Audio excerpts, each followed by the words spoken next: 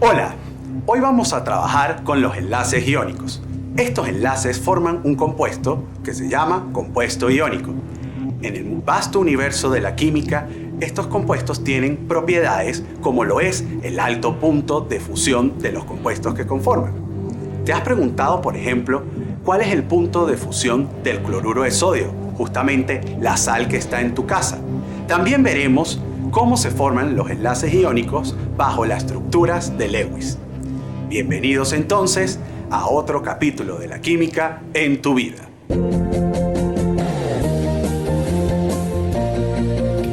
Para entender entonces qué es un enlace iónico, primero te tengo que hablar qué es un ión.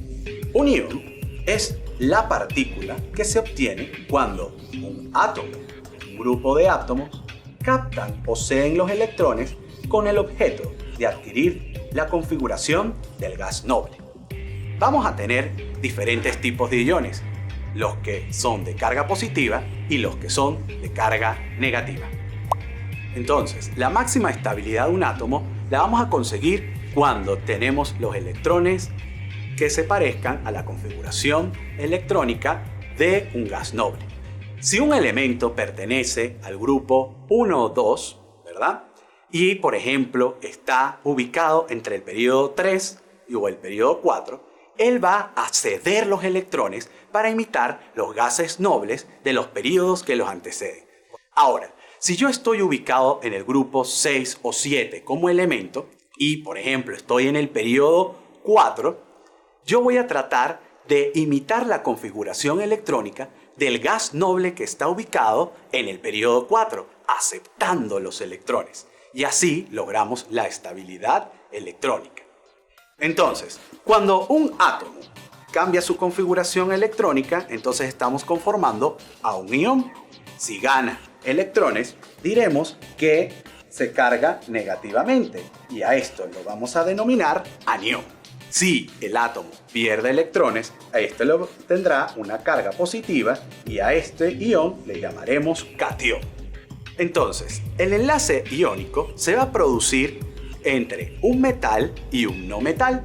El metal es el que va a ceder los electrones y el no metal lo va a aceptar. Esto entonces se va a representar de la siguiente forma.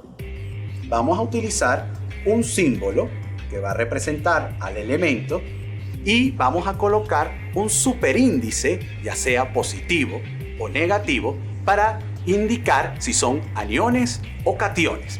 Por ejemplo, en el caso del sodio, podríamos representar N+, porque es un metal que cede su único electrón solitario para entonces formar el enlace iónico. Pero en el caso del azufre, este es un no metal que por excelencia acepta pares de electrones.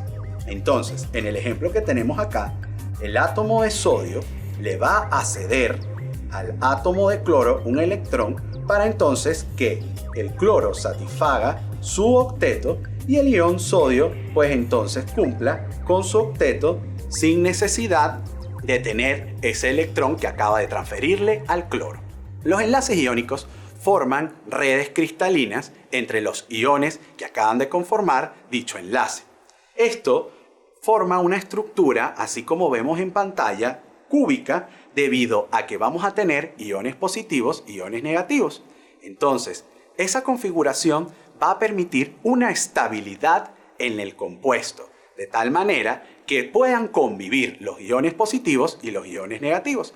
Recuerda que cuando un signo es igual en un ión, estos generan una repulsión y dos iones con signos contrarios generan una atracción.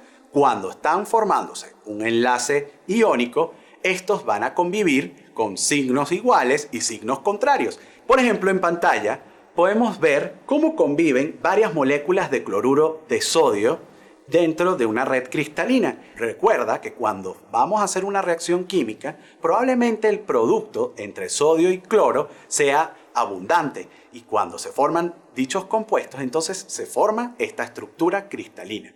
Imagínate tú, gracias a esta estructura cristalina, es casi imposible fundir a las moléculas de cloruro de sodio. De hecho, la temperatura de fusión del cloruro de sodio está por los 801 grados centígrados. ¿Cuáles son las propiedades características de esta red cristalina en los compuestos iónicos? Bueno, tenemos primero que son sólidos a temperatura ambiente, luego que presentan altos puntos de fusión, después que ofrecen mucha resistencia a la dilatación, luego generan una gran diferencia de electronegatividad.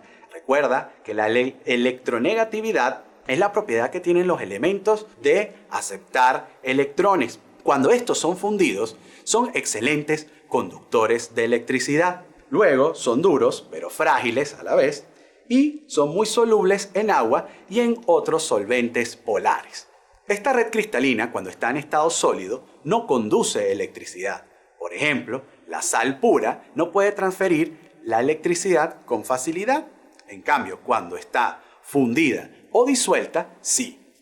Bien, entonces en esta estructura cristalina que conforman los enlaces iónicos, podemos apreciar una diferencia de electronegatividad importante. Para formar un enlace iónico, esa diferencia tiene que ser mayor que 1.7. El profesor americano Pauli agarró los elementos más comunes que tienen los enlaces y les colocó las electronegatividades de los mismos en una escala tal como las que estamos viendo en pantalla. El hidrógeno tiene una electronegatividad de 2.2, por ejemplo, y el flúor de 4.0, siendo los más importantes el flúor, el cloro, el bromo y el yodo y el oxígeno, por tener las mayores electronegatividades. Por ejemplo, tenemos el sodio, que tiene electronegatividad 0.93, y el cloro 3.16. Al hacer la resta de estas dos electronegatividades, nos da 2.23. Por lo tanto, es mayor que 1.7 y así entonces formamos el enlace iónico. Bien, ¿cómo podemos representar los enlaces iónicos a través de las estructuras de Lewis? Bueno, lo primero que tenemos que hacer, evidentemente, es colocar el metal y el no metal.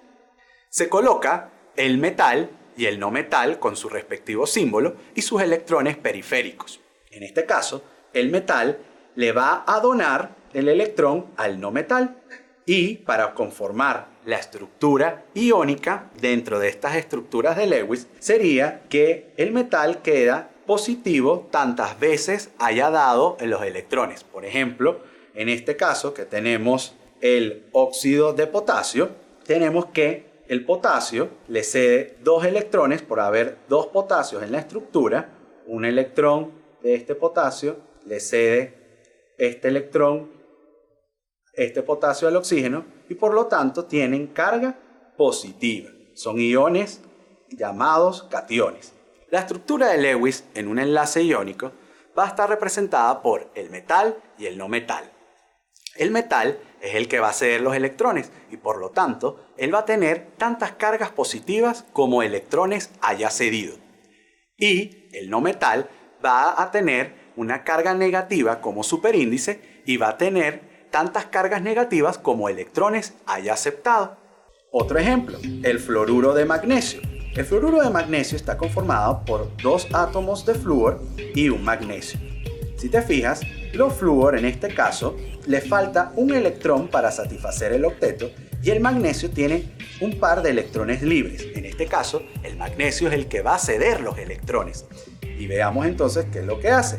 El magnesio le otorga un electrón a este flúor y le otorga otro electrón a este flúor. Por lo tanto, en el magnesio nos va a quedar una carga más 2 porque perdió 2 electrones y cada flúor va a tener un signo negativo de superíndice por haber aceptado un electrón del magnesio.